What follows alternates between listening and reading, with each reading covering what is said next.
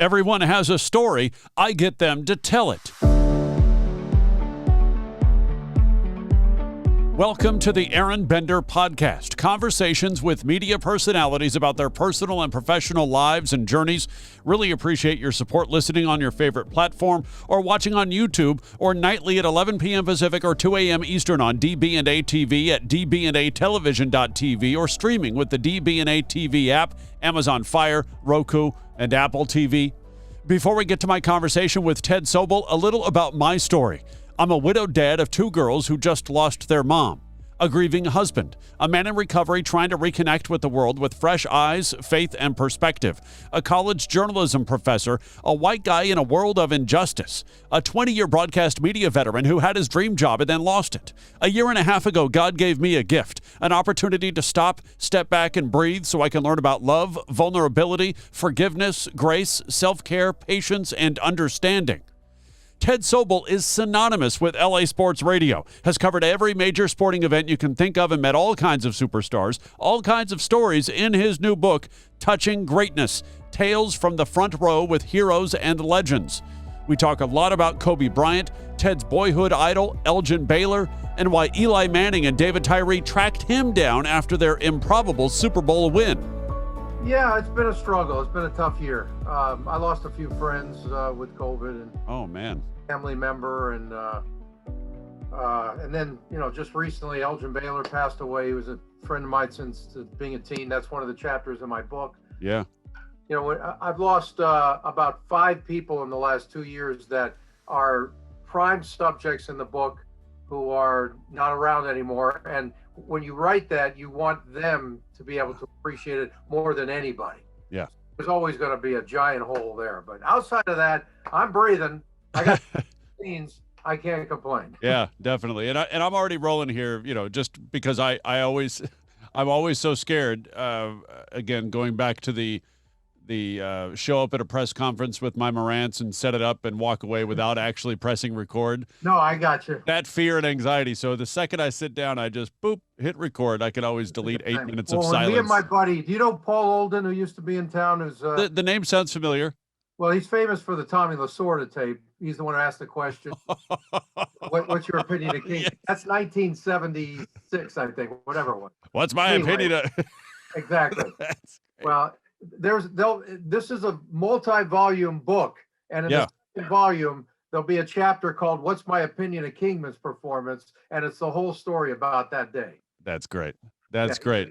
We went to college together at LA City. So was the Elgin Baylor chapter, and again, we could even just start here. Was the Elgin Baylor chapter always meant for the first volume? Oh yes, absolutely. Tell me about your relationship with him. Sure. Well, it's funny because I always joke that I stalked him, but in a nice way. There was nothing negative there. It was when I was in high school. I grew up in Culver City, and we moved to Doheny and Sunset area, right on the west side of town. And when I was playing basketball in high school, they said to me, "Hey, you moved somewhere near where Elgin Baylor lives." And he was my favorite player by far. He was Magic Johnson. I'd say he was Magic Johnson before, or Michael Jordan before they were a zygote. Okay, this is like a long time ago, right? Yeah. And so I said, well, I got to find out where this guy lives. So I didn't have a car yet, so I was hitchhiking up Doheny every day after school, hoping one day maybe if Elgin Baylor drove by. Well, he never did to pick me up, but towards the end of that first year in school, I saw his car drive up. I looked in there and it was him. And so my motive in life for the next few months, whenever, was to find out where that car was parked so I could find out where he lived. And nice. Several weeks. And then it was a cul-de-sac a couple blocks up north of where I was, way near the top of the hill. And his car was there, and I knocked on the door, and his first wife, Ruby, answered the door. And I said, "I'm Ted, I'm a neighbor, and I'm a big fan of Elgin's. I'd just like to shake his hand one day. And it would be fantastic." She says, "Well, he's taking a nap." This is while he was still a player, right? This is 1969. And he was taking a nap, and she said, if you come back tomorrow the same time, we'll be happy to, have you meet him. I said, that's great. So I ran home and I told my mother, I said, Elgin Baylor's going to meet me tomorrow. She couldn't believe it. And she knew how much I love the guy, right? So I came back the next day and my heart was like this. As I say in the book, if I was as old as I am now, I'm sure I would have had cardiac arrest. There's no way I was more nervous than any day in my life by far, right? So knocked on the door. Ruby answered, oh, yes, hold on one second. Closed the door, and about a minute later, and I thought it was about 4 hours as I was just dying, the door opens, and there he is, and I'm looking way up at him, and he says, hi, I'm Elgin, as if I needed. No, I thought you were Will Chamberlain, that kind of stuff. Anyways, instead of just shaking my hand and saying, nice to meet you, he invited me in. And we walked right into his trophy room. And we talked for a few minutes, small talk, just neighborly stuff, right? Say, hey, look around. There's all my trophies if you'd like to see them. If I like to see them, I don't want to ever leave. And so I looked at the MVP trophies and the this and the that, and the Seattle University. He was MVP of the NCAA tournament one year, even though they finished second. And so I was just relishing in this moment. It lasted maybe 15 minutes, 20 minutes. And then I left. And as I'm walking away, he shakes my hand, says, nice to meet you. And you figure, well, that's the end of it, right? He's the neighbor. Congratulations. So as Ruby says, it was a pleasure to meet you. And she was about to close the door. A light bulb the size of Mars went off of my head and said, this can't be all. There's got to be more than this. So I quickly turned around and said, excuse me, Mrs. Baylor, would it be possible if I could go to a game with you sometime since I don't drive? And she looked at me like I was from outer space. And well, the light bulb was the size of Mars, so that makes sense. Exactly. Right. So I probably look like a Martian. And she said, you know what? Let me ask Elgin. We'll get back to you. And that's all I needed. You'll get back to me? That'd be great. It means I get to come back again. It was pretty much that. And a couple of weeks later, I knocked on the door again. She said, 1 second, asked Elgin, said, yeah, I guess. And they started taking me to games, more than one. Got to be friendly with their kids, was shooting baskets in his backyard. This is while he was still playing. It was like heaven on earth. So it ended up, we remained friends, not close buddies, but friends all these years. And that was 1969. Was that literally the first time that you touched greatness? No, the first time I touched it. Thank you for that question.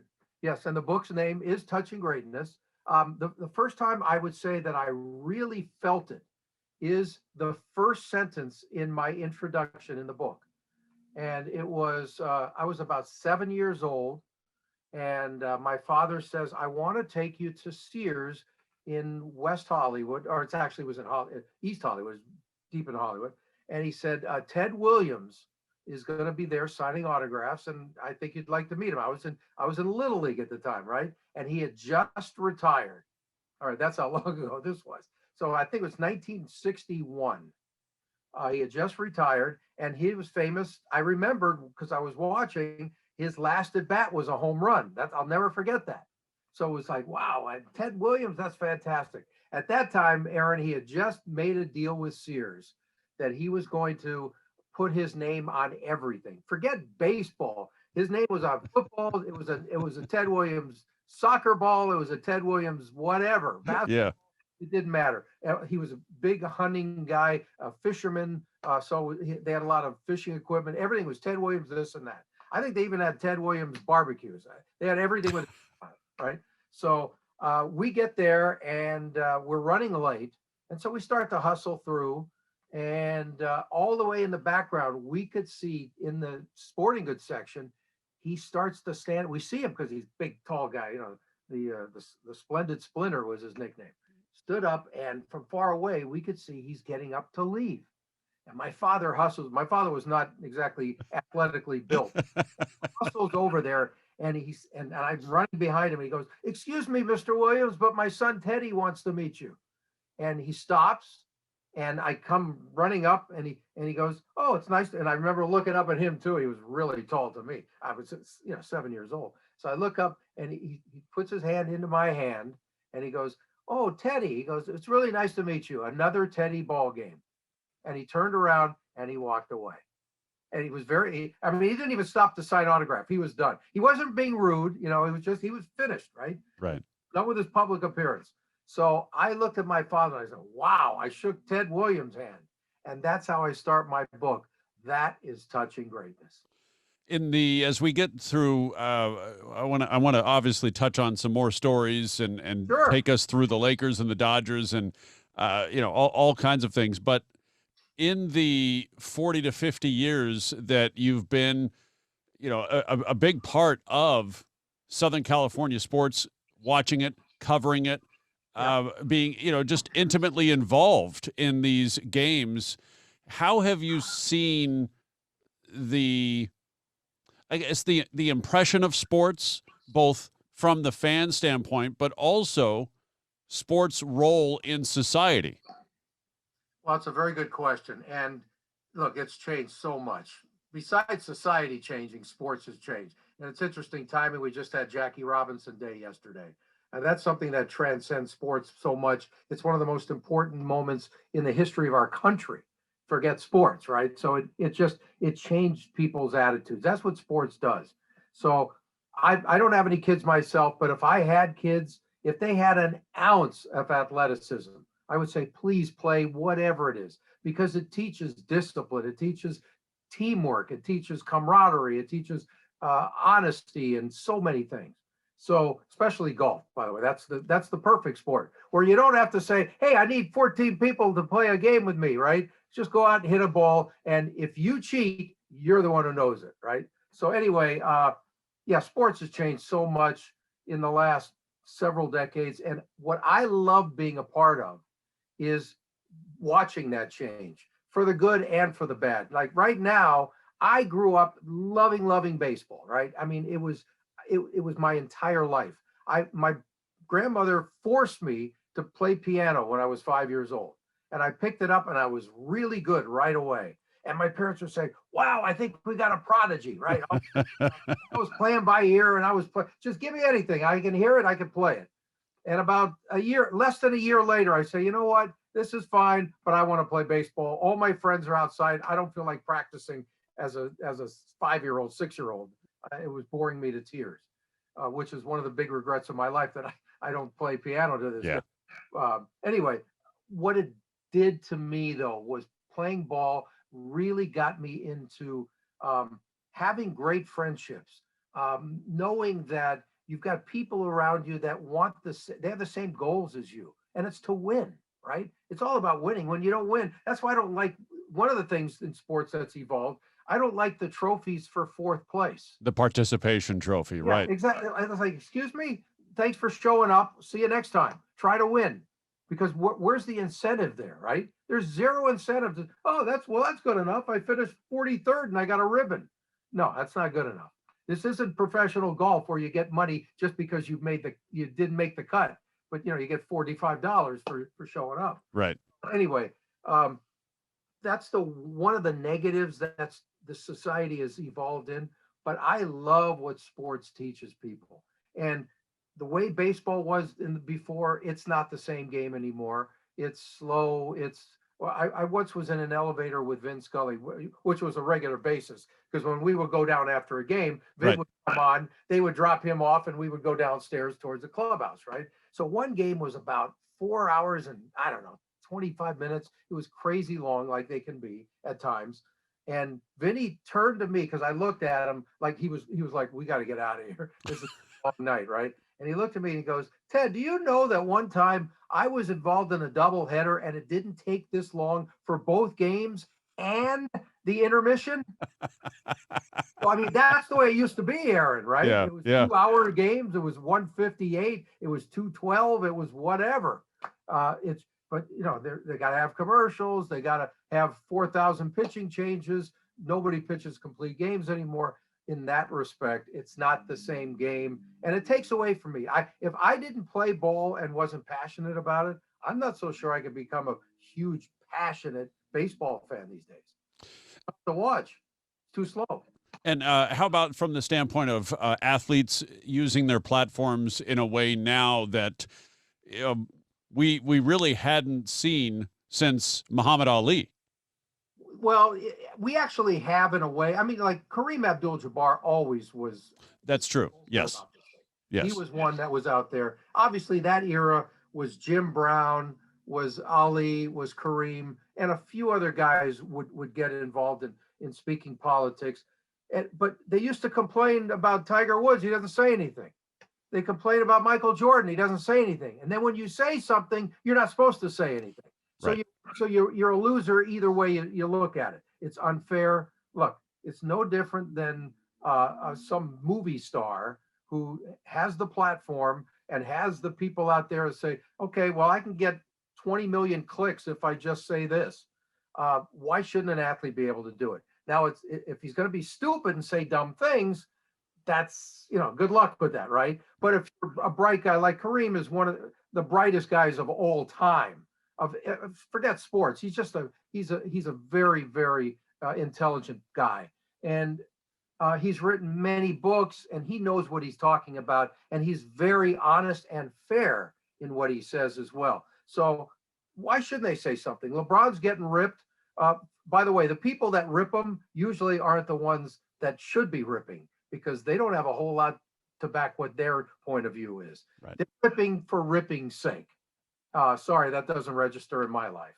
If the guy's got a brain and he's got a mouth, it's okay to use it. Now, if you overstep your bounds, and not that there is an actual boundary there, but if you get to the point where that's more important than your career, now you've gone too far. So you got to sort of tread water there and know exactly where you're coming from.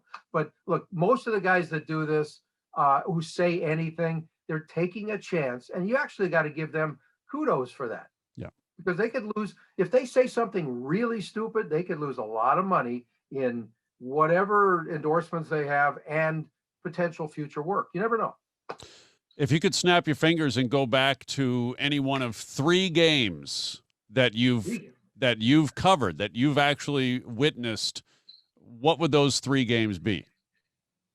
Okay, well, one of them, I guess you couldn't call it a game. We can call it round 4 of the Masters in 2019 when Tiger made his comeback. So that's a pretty good one. Yeah. And the most recent, of course. That still gives me goosebumps. Just thinking back to those moments. Gosh. It was an amazing day. It really was. It was so unexpected. And it is a full chapter in volume 1 of Touching Greatness. My entire career, I should say Tiger's entire career covering him. I was there the first day he took a swing as a 16-year-old at Riviera. And I got to, that sort of capped it off. And I thank him in the book for that's very nice of you to close the chapter out perfectly here, Tiger. Local boy does good, right? Yep. Anyway, that's included. Now, it's hard not to include, especially with what's happened since Kobe's 60-point final game, even though it was the most meaningless game ever. The Lakers were so far under 500 and so far out of it. Nobody cared about the score. Nobody cared about anything in the game. Everything was hashtag thank you, Kobe. That was it, right? Nothing else mattered. But the way he did it, I mean, if you put that in a movie, you would say, sorry, it's too fictional. Get it out of here. Throw it on the cutting room floor. It's stupid. Right. That was the intensity in that building, Aaron, was truly amazing. And amazement is what I was at, and mostly, especially from about the several minute mark in the fourth quarter, because he was so exhausted. He was just dog tired. He was dragging his legs. I compare it to, if you remember The Mummy, the way he would walk with his leg behind him. Right. He could barely get down the floor, and he was huffing and puffing. And I was thinking, hey, the guy scored 45. Get him out of here. Standing O, great. His legs are going to fall off like an old Monty Python movie. It was scary. So, but he just kept digging deep and digging deep. And as he said afterwards, it's the only time ever everybody's saying, shoot. Before it used to be, pass the ball, you ball hog. Finally, after all these years, they're like, go ahead and shoot, man, finally. Right, exactly. He kept saying, I don't know what to do if you tell me to shoot. It was so much fun. Before we get to the third game, I do want to Yeah. ask, we are talking about Kobe. Take me to the day he died. Well, I was in Miami at the Super Bowl. I didn't go to the game. I was there for the Super Bowl experience the week leading up into it. I had a corporate gig, and so we were just promoting the Procter and Gamble stuff. We had games. We were playing some fun things, and our day was just getting underway. And some patron walked up and said something happened with Kobe. And I don't know why they would have said something to me, because they didn't know me. It was just somebody there who paid their way in. And I didn't know what they were talking about. So like, wow, I hope it's okay. And then sort of forgot about it for a few minutes when somebody said something really bad happened and Kobe Bryant's involved. And there was a TV way in the background at another booth. And I couldn't make out what was going on. So I said to the guys, can I have like 3 minutes off here? I need to find out what's going on. And I ran over there, and then the word had just come out that he was the one involved in the accident. And I just sat there. I remember I couldn't think, I couldn't talk. I just had to like take a bunch of deep breaths, think, I just can't believe this has happened. You know, maybe they're wrong, maybe it wasn't him. And then you started hearing stuff like, they had a couple of other names that were maybe he was on the flight. A few of the Lakers. I'm trying to remember who it was. Maybe you recall, but yeah, I recall also the same that there was speculation that he wasn't the only team member, but I don't recall the names either. Yeah. Anyway, it was just literally heartbreaking. I mean, my whole body was in shock. And then I got a couple of phone calls saying, Ted, can you come on? Local NPR radio in LA wanted to talk to me about Kobe. And it's like, I don't even know what to tell you. First of all, I didn't know what happened because I'm working. You know, I said, well, I hope you don't ask me about the accident because I'm working here. I'm not even there. I'm 2,500 miles away. Right. Yeah. Well, it was obvious, but they said, we just want to get, they knew that I covered his whole career. And so I'm still, to this day, when I think about it, I have a difficult time with it. And I have a chapter on Kobe and Shaq that I finished way before that. And I thought it was only appropriate to add maybe a couple of paragraphs afterwards, my thoughts on Kobe, our relationship, what he meant to the city. And afterwards, it ended up being several paragraphs. I didn't even realize after I did it, and I didn't look at it for a few months. And I went back, it's like, wow, that might be a little too long, but it's everything I want to say. So I left it in the book. So it's in there. I have a story about Kobe that is I have a bunch of stories about him, but one of my favorites is in 2008 when the Team USA was playing with Kobe on the team, and they were going to go to China. And Kobe was in Las Vegas for the last workouts before they flew to Beijing, I think is where it was, right? So I went to Las Vegas. I have family there. My mother was living there at the time. And I thought, well, I'll go visit them. I'll go to a practice, the last one, get some sound. I was working for KFWB at the time. Like, felt forever. It was 23 years there, right? And so this was perfect. I'd take one day off and talk to Kobe, maybe Coach K and a couple other people. So I went there and thinking, well, I always get credentialed. I called the Lakers up and they said, well, we can't credential you. You have to get a hold of this guy, but we don't have the contact number. Oh, yeah, because we're talking USA basketball, a whole other entity. It's not, totally different. Exactly. So I looked around. I made a bunch of phone calls. Nobody knew who to call. And I'm there, and one day left. And I just figured, well, I guess I'm not going to get the credential, so forget about it, right? So I'm randomly, I walked into a hotel off of the strip and went to grab something to eat, and a long line in the food section right in front of me. His back was turned to me, and I looked up, and it was Kobe's security guy. You know, I mean, that's like one in a gazillion, right? In Las Vegas, and you want to hang out with Kobe, and there's a security guy. So I tapped him on the shoulder. He goes, "Hey, what's going on?" I said, "No, what's going on with you? How do I get into practice?" He says, "Here's the guy's name. Here's his phone number. Call him immediately. Tomorrow we're leaving. You know, tomorrow's the last day." Yeah. No, I know. That's why I'm here. Exactly. So I called the guy up and they said, yeah, actually, I didn't reach this guy, but they said, come to a hotel. It was on the Strip, and that's where they were staying, but they were practicing at a local high school. So I get to the hotel. They said, you're going to have to go to this high school, and that's where everybody is. Here's the guy's name to talk to. You're good. Fine. 5 more minutes, drove to the high school. Walked in, and the guy was, I asked somebody if he can get him. He came over and he goes, oh, I'm sorry. This is something, you got to do this in advance. You got to get a credential and fill out the form. It's the whole thing. Right. I appreciate you coming over, but I just can't do it. So I tried a few different ways to ask him. It's like, well, I just want to get sound, that kind of stuff. Yeah. I'm a radio guy. 10 minutes. Exactly. I stick a mic in somebody's face. They don't even have to look pretty. Let's go. Exactly. I promise I'll close my, see me. I'll just go like this. Yeah. So I tried everything, and he said, I'm sorry, you can't do it. That light bulb went off again. Last second light bulb, as I'm about to leave, I said, can you bring Kobe Bryant over here? And he looked at me like, yeah, sure, whatever. No, I said, I'm serious. I've covered his whole damn career. Bring Kobe over here. Can I get him for a second? And he kept looking at me like, you're insane. I'm not bringing Kobe Bryant in here. And I said, please bring Kobe. I know the guy. I'm not making up a story here. And for whatever reason, he got up, and I could hear basketballs dribbling on the other side of the wall in the gym. And he opens the door, closes it behind him, and about 2 minutes later walks over. Kobe walks out and he goes, hey, what the hell are you doing here? I said, well, I'm just trying. He says, get the guy his damn credential. We got practice to go. The guy gave me a credential. I walked in. That's one of my favorite stories. That's fantastic. Yeah, I did not cover Kobe all that much. I graduated from Cal State Northridge in 01.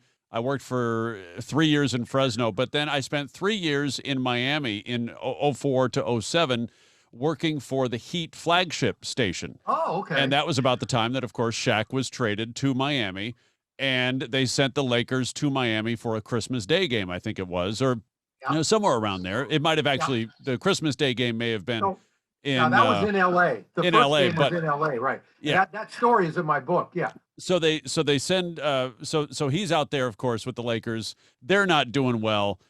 None of the teams after Shaq left did any kind of good. But he left them in shambles, didn't he? Yes. So I'm in the Lakers locker room, and I'm nervous as all get out, man. I'm only 5 or 6 years into my career. I don't want to. This is Kobe. This is the guy I've grown up watching, growing up in L.A. And so I asked him, I said, how tough is it to, play in these marquee matchups and always feel like you've got a chance to win, but you come in here and, it's not that way anymore. And he was so gracious. He was so professional. He, it wasn't the last question. You don't want to piss off the star and have him walk away. And then the rest of the gaggle looks at you like, dude, what did you just do? Why did you just do that? He was professional, answered every question, stayed as long as he needed to. And that's my Kobe story, but that's lots of people's Kobe stories. Yes. Well, let me tell you, the opposite side of that, Aaron, is he's also the guy who has cussed me out more than any person ever times 10. Times 10. Okay. And I got a great story for you. You'll love this one. And it's Tiger Woods related. It's 2009, if I got this correct, when Tiger had his issues. Yes. His wife. 09, 10, somewhere around there. Yeah. Yeah. I think it was 09, I believe. And so I'm covering the Lakers. I'm there almost every game, not everyone, but mostly, right? Game is over. This was a few weeks after it had happened, because that happened on Thanksgiving Day. So I got Kobe after a get together in the locker room. Just another game. It was Tuesday night. Who cares, right? Yeah. And as everybody broke apart, I said, Kobe, I got a quick question for you. I said, you're the only guy who can answer this question literally in the world, the only person. And I got you. So I'm going to ask you, I want to know your thoughts on the Tiger Woods situation. Because remember Kobe and the rape case and the whole thing, right. All that he went through. And and I was there the whole time. It was crazy. It was uncomfortable. And, he brought on some of that, obviously himself. So it was the most comfortable feeling to ask him that question, but to me, it made sense. And he looked at me. Can I cuss on the air here? Yes. Okay, I'm trying to be professional. Yeah, that's no problem. It's serious. It still takes me a little bit to get over that. Okay, I'm sitting in front of a microphone. Exactly. Can I curse? Okay, I can curse. Okay, Yes, go ahead. Right. Okay. Well, I'm quoting Kobe anyway, so it's whatever. Yes. So he looks down at me. He goes, "Are you fucking kidding me?" He goes, "Are you asking me that fucking question? There's no fucking way I'm going to answer that." And John Black, Lakers PR guy, you probably said it, right? Long time. Right. So John looks at me. He was standing about 5 feet away. He goes, "Ted, I cannot believe you had the balls to ask that question. I don't believe it. And he kept saying that. He goes, "How did you have the balls to ask that question?" He's not going to answer you. And not only that, I will be surprised if he ever answers any of your questions again. I said, "John, I asked it respectfully. I didn't say anything in a way where, I was fair, and he doesn't have to answer anything. So that's fine. If he wants to cuss me out, I'm used to it. No problem." Yeah. So anyway, he says he'll never, you're lucky if he ever speaks to you again. And this is the truth, Aaron. I said, whatever, I got a job to do. I'm not here to make friends with him. Right. And I wasn't being antagonistic either at all. No, I mean, it was just a matter of fact kind of a thing. If you can't answer it, it's okay. I started to walk away because we were done. We were done in the room, right? It's inside the Laker locker room. I'm starting to walk out. And as I'm about mostly out the door, I get this arm comes wrapped around me, and it's Kobe. He says, "That's bullshit." He goes, "Don't worry about John Black just talking." He goes, "It's all good." I said, "There's no way I was going to answer that fucking question. Don't worry about it." And he had his arm around me, like he walked out with me the whole way. Yeah. I'll give you game number 3. Okay. About the 3 games, because it's my favorite story, my favorite post game story ever. It was the Super Bowl where the Giants upset the perfect Patriots. Right. About to become the only 19-0 team ever. They were 18-0 at the time. T-shirts were being made. Books were already being printed. 19-0. It's never happened. Blah blah blah blah blah. Right. So here I am in Arizona, and I don't cover a lot of Super Bowl games because I'm based in LA, and the Rams are never in one, so I don't worry about that. And Chargers weren't here yet, obviously. So I would try to cover games because I'm fortunate that I would be credentialed to a lot of these games if I needed to go. But a lot of time it was on my dime. Aaron, you know how local stations are. Yep. You have to drive past La Cienega. Well, the rest is going to be.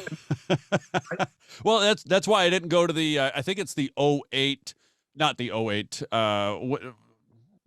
06 NBA Finals Heat at Dallas when Shaq and Wade actually won the title in Dallas. I didn't go to that because I would have had to pay for it myself. We didn't have anybody there as the Heat flagship station. We didn't have anybody in the building except for the play-by-play guys. Right. That's pretty bad. Yeah, and I couldn't afford to go. Yeah, I get it. Well, look, I'm a fool because I went to Wimbledon and the British Open 7 or 8 times, and it was all on my dime. So what I did was, okay, well, it's an unbelievable opportunity. Yeah. They even told me, "You're the only local radio guy in the world outside of our neighborhood that we credential." So that's pretty neat. Right? Yeah. So I'm pretty lucky. So I said, you know what? At the first time, I'd never been to Europe, so I just wanted to go there. So I thought, well, I can cover whatever it is, and Tiger was playing, and make it on a local flavor kind of a thing. And then I'll be on vacation for a couple of weeks because I still needed my vacation time. So that's how I figured it, and then write it off. So, but I ended up doing that every single damn year. It was a lot on your dime. That was a lot of dimes. I can tell you. That's a lot of dimes. Yeah, exactly. So here I am at the Super Bowl. Game is over. They pull off the great upset. Before the game, I got there the last day that you could speak to the players for the Super Bowl, right? So I had to make a choice because it was separate areas, separate neighborhoods between the Patriots and the Giants. And I decided the whole world's already at the Patriots. I'm going to go to the Giants. They had at least 4 or 5 guys that were from LA, a couple of USC guys. And I thought, I'll just go there, different angle. That's fine.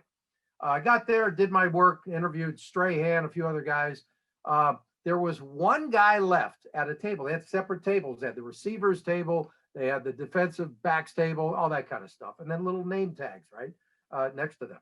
So at the receivers table, there's one guy left. And his name was David Tyree. I knew you were going to say that. That's great. Remember that name? That's great. Now, before then, if I ever would have said Nope. Tyree, you would have said, is he a bowler? Is he a wrestler? I mean, nobody knew who he was. And I don't know of any other catch other than that one he made against his helmet in the Super Bowl. I don't know of any other catch before or after, or any other catch in that game. By the way, he never had another catch after that game. That was his last catch of his career. Really? The next year, he got hurt in training camp, and he never played again. Oh, I didn't see. He might have played in preseason game or something, but he never. Nothing official. I didn't know. And by the way, I think he had, it's off the top of my head, I want to say he had 5 catches that whole year. Wow. Up to the Super Bowl. Okay. So now I cover the NFL. I know the game. I knew his name. That was it. I didn't know anything about the guy. I just knew he was another guy on the team, right? So I don't even know why I said something, but me being who I am, I'm just sort of a little off the wall. I thought, yeah, let's have some fun with David Tyree, because in the back of my mind, I remember a buddy of mine who we would make bets, proposition bets in Vegas for the Super Bowl. We talked about David Tyree over under a half a catch, because they'll have everything in there, you know? It's right. Like, will you step on the sideline 3 times? Are you wearing blue? Right? So they had David Tyree half catch, and I remembered it. So I thought, this is going to be something interesting. So I walked up and introduced myself. Hey, Ted Sobel with KFWB in Los Angeles. We have nothing to do with the Giants. We have nothing to do with the Patriots. But you need to know there is a proposition bet in Las Vegas with your name on it. And then I thought, wait a minute. He probably doesn't even know what a proposition bet is. You know, the average guy probably wouldn't. Right. Right. And as athletes, you know, you're not paying trained to stay away from that stuff. Exactly, Right. Exactly. So I asked him, I said, David, do you know what a prop bet is? He says, I don't even know what you're talking about. And I said, okay, well, here it is. It's a half a catch. So will David Tyree have over a half catch or under a half? So it means if you get 1 and they bet over, they win. If they bet under, they lose. So he says to me, he looks at me, he goes, well, you tell those people like I'm telling them. He had no idea, but it was funny. I'll never forget it. You tell those people, you tell them to bet the overs, because I'm going to not only have a catch, but I'm going to have at least 1 important catch in this game. And I wouldn't be shocked if I'm the MVP he's sort of becoming a wrestler now, right? But he's like he's like serious. And I'm looking at him like, David, if you have 1 target, it should be over under 1 target, right? Not 1 catch. That would have been the smarter prop bet. But anyway, so we had fun with that and explained it was really nice. He was really a nice guy. Forgot about it. Game goes on. We're playing. I'm packing up because I got a flight out the same night. I got to hustle my ass to the airport, and we're on the other side of town in Glendale, Arizona, outside of Phoenix, right? And with the Super Bowl crowds and the whole thing, it was crazy. So we're coming down to the wire, and then Eli's scrambling and all over the place to get out of that one play. Looks like he was sacked 14 times, right? Yeah. They don't blow the whistle. They got him by the face mask. They got him by the jock strap. They got him by everything, and he keeps slipping away like he thinks he's some great athlete. And I don't even know if the guy could dance, right? So it's unbelievable. That play it was in writing. It had to happen this way. So he ends up making the play, and I saw it from far away because we were in end zone seats, and they were on the other side, going the other way, right? And I saw it and I thought I couldn't tell exactly what happened. So I keep looking at my monitor thinking, I can't believe that. And then I realized that's Tyree. Now remember, Tyree already caught, no, you wouldn't remember this. He already caught a catch. He made a nice catch before that.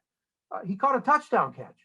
You don't probably don't. No, I don't remember the touchdown catch either. Yeah. Nobody would remember that because it's David Tyree and it wasn't the game deciding one. Right. He already scored and made another catch.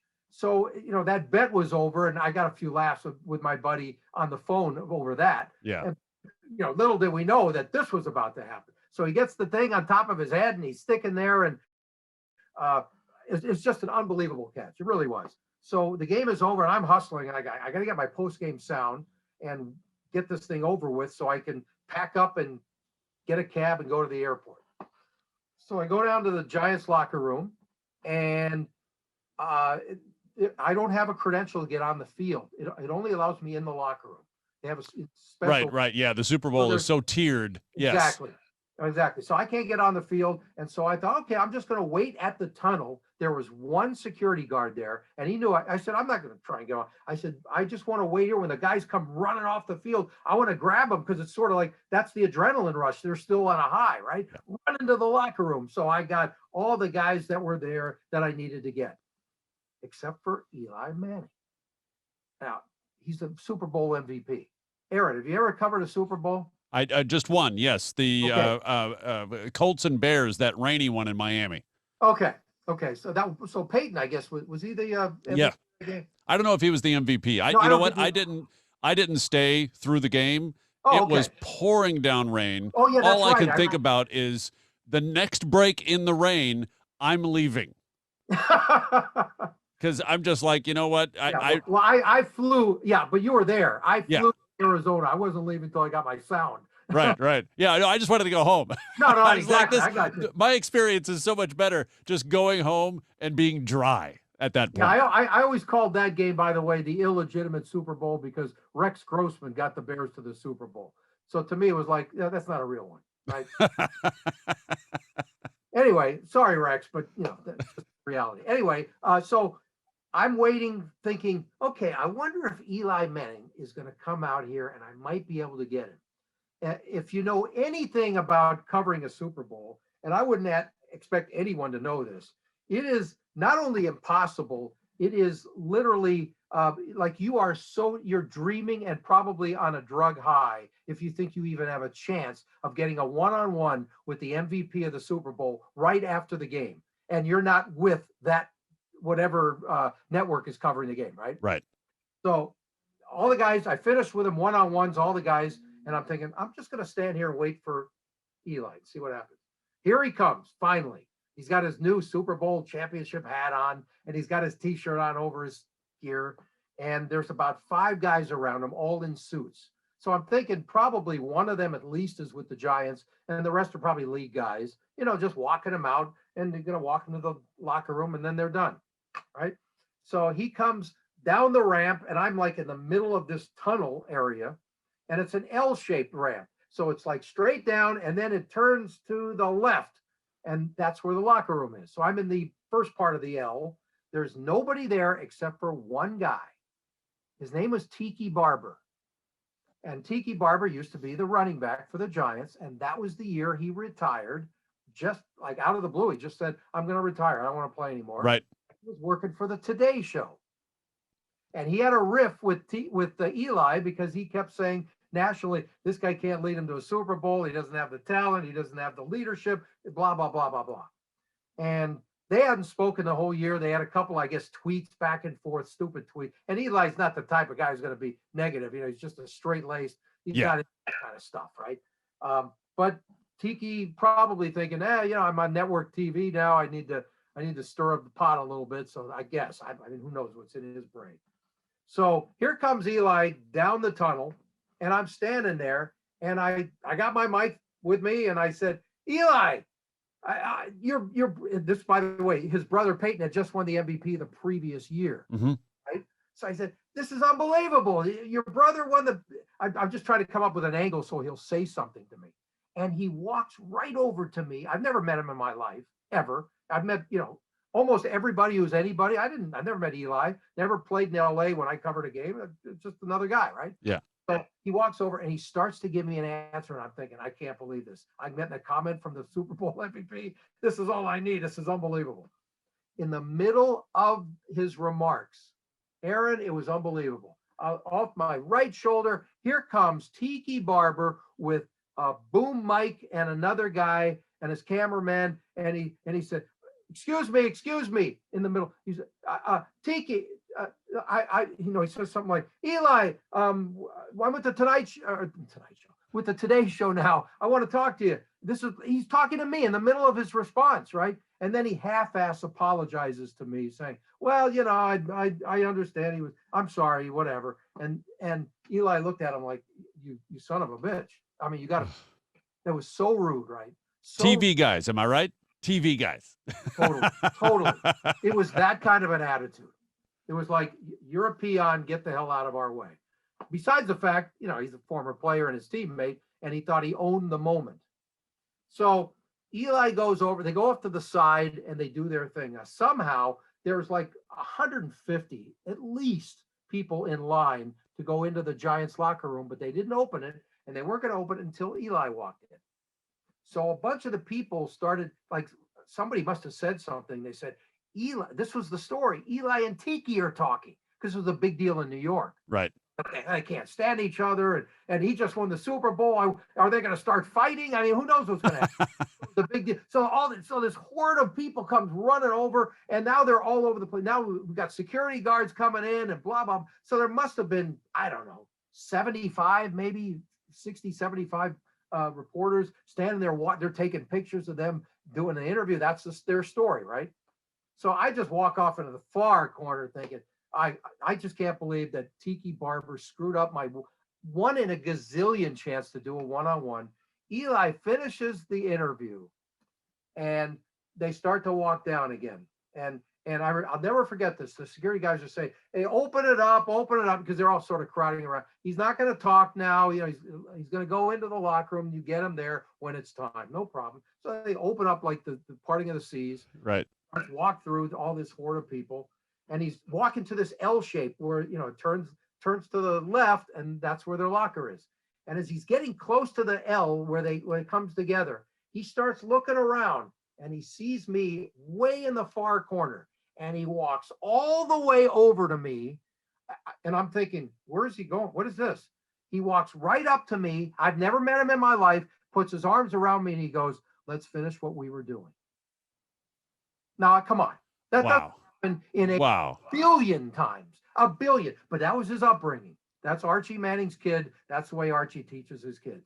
And he says, we're going to talk while I'm walking back. And you got about, like I said, probably 150 reporters standing there. And they're all looking at me like, who the hell is that? With Eli, his arm around him, some stupid radio guy from LA. They don't know who I am, right? It was so funny, but it's one of my favorite stories ever. And so that's half the story. The other end is I'm in the locker room. Eli, we finish our little quick one-on-one. He says, "Are you good?" "I'm good. Thank you. That's very nice of you." And he walks in, we're done. And I'm thinking, I can't believe this happened. I'm reeling inside. Like, this is the greatest thing of all time. I will go in with everybody else into the room. And I get a couple of interviews here, and I'm just getting ready to leave. Peyton Manning's in the room. I got him one-on-one talking about his brother. Yeah. And literally just about to walk out the door to get out of there so I can catch my flight. And I see David Tyree in the corner. And I look at him, and he starts to walk towards me. And I said, "David, do you remember me?" He goes, I told you I was going to do that. And I couldn't believe he remembered me. It's in the book. That's great. That's so great. That's so great. And the other night, I'm watching the NFL Network, and I'm watching the greatest, I think they just called it the 10 greatest catches of all time. And I wonder where they got the Tyree catch. It was number one. And I'm thinking, that is so damn funny. I have a story about that one. In the few minutes we have left, I want to go back to, obviously, growing up, you had such a love for sports that you were seeking out all these different athletes who were, within your grasp. Yeah. Why did you choose, and what sparked your getting into radio, getting into media to cover sports and be a part of it? Well, when I was in high school, when the Dodgers were on KFI, I think you've heard of that station. A little bit. Yeah. Uh, they used to be on Vermont Avenue down the street. I went to LA City College. And before I went there, they were on Vermont. And my favorite broadcaster outside of sports was a DJ named Dave Hull, the Hullabalooer. And he just passed away this last year, unfortunately, because he was a huge mentor of mine, and I really wanted him to read the story that I have about him in the book. But Dave was somebody that I just loved. I used to run home from school every day to listen to him do a show when he was on KRLA in the mid 60s. So here it was in the it was more about 1970, about 70 or 71, and the Dodgers are on KFI. So I got him to invite me over to watch him do his show. And he didn't have a board op or anything. He did everything. And he played his own music. He did everything. And it was like, wow, this is phenomenal. I got really caught up into it. And I thought, well, this would be an interesting career if I can't be a pro athlete. And I played ball all the way up to American Legion ball. But I wasn't good enough. There's no way. And I'm not very big either. I mean, if somebody sees me, it's like, get him out of here. He's not a player. So anyway, it was to the point where I started thinking, okay, what maybe might I do after this is all up, after I'm out of college? And Dave's the one who told me to go to LA City College. They had a great radio TV department at the time. And I went there and I really got into it. And I thought for a while I might be a DJ until I realized I had zero talent doing that. And it was hard. It looks easy, but it is hard, especially for the best. They're amazing. I mean, they're just incredible. And for you kiddies out there, a DJ is somebody who spins records. No, you didn't. But seriously, folks. Anyway, it's amazing. But as the world turns, right? So that's what got me into radio a little bit. But I grew up with Vin Scully. I grew up with Chick Hearn, and I always thought, well, if I can't be an athlete, maybe I can talk about sports. Right. And by the way, the first interview I ever did one-on-one with anybody, including my sister, I mean, anybody, right, was with Elgin Baylor. It was like maybe, I don't know, a year after we originally met. I went up there to shoot some baskets in the backyard with his son. And I asked Elgin, I said, I'm starting to think about broadcasting. Would it be possible to do an interview with you? And he said, yeah, no problem. And we did the interview. I'll never forget it, sitting down in that same room where all of his trophies were. And I remember putting the old cassette deck, whatever it was at the time, down and thinking, this is the second most nervous I've ever been in my life. The first was meeting him. The first was when you were at the door for the first time. Exactly. Right? Now I got to interview him and I don't even know what I'm doing. I had no idea. Mic technique, I still have it, by the way. It's so fun. You can hear the quivering in my voice. You can hear me like moving the mic from here to there. It's like unbelievable. But he was Michael Jordan of the NBA then, and my first interview was Michael Jordan, one-on-one. It was Elgin, of course, but you know what I'm saying? Yeah. It's just amazing. So that's really that's the first one, and after that, I was like, I got to do this. You were hooked. Yeah. Do this. I was hooked within seconds. Do you have a digital copy of that, or is it still on tape? No, it's on cassette. I turned it into digital. Yeah. Okay. If you wouldn't mind, if you think about it, to email me that, I can include that right here in the podcast. I'd love for people to hear that. Wow. What, the whole thing, or just? No, I could just do a little snippet. Okay, just do a little snippet of it. Absolutely. Be a pleasure. I think that'd be such a treat for people to hear. Yeah. Yeah, I sound like my grandson or something, but my voice was, I think I was just entering puberty late at the time, but I'd love to hear that though. I'd love to hear it. Yeah. Oh, I haven't listened to it in a long time. I'm almost afraid to hear it. You know what? It would, now that Elgin has passed, I probably should listen to it just for sentimental purposes. Yeah, for sure. It's just unbelievable. What year would that have been? 1962? No, 1969. No, it would have been probably 1970, or 71. Oh, you know what? I'm thinking of the Ted Williams year. Yeah, when you were. No, yeah. No, that was not when I was 6. Right. Right. But yeah, so I was in high about school 70, 71. Yeah. Yeah. Yeah, 70 or 71 in there. Okay. And Okay. he was still playing, and they had just lost to the Celtics in 69 on that really crazy Don Nelson shot that hit the back of the rim, bounced to hit the clouds and fell straight through. With the balloons were in the forum, and I got the whole story. It's crazy. He was dying about all of that because remember, he never won a legitimate championship. Yeah.